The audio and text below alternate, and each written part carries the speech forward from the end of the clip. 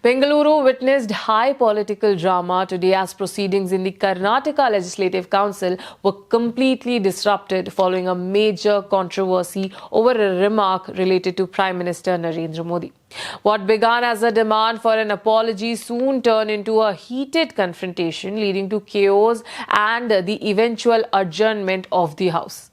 The Karnataka Legislative Council was thrown into turmoil on Tuesday after BJP members strongly objected to an alleged derogatory remark made by Congress MLC Nasir Ahmed against Prime Minister Narendra Modi.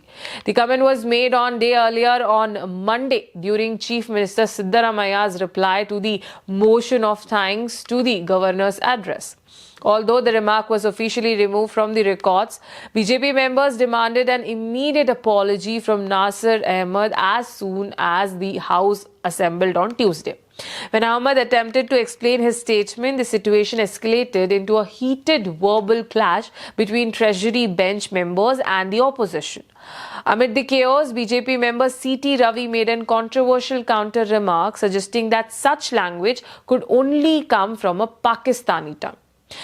This statement further intensified tension inside the House. Chairman of the Council, Basavaraj, intervened immediately and demanded an apology. However, the situation worsened as Congress members insisted that C.T. Ravi should apologize first, while BJP members maintained that Nasir Ahmed must apologize for his comment on the Prime Minister.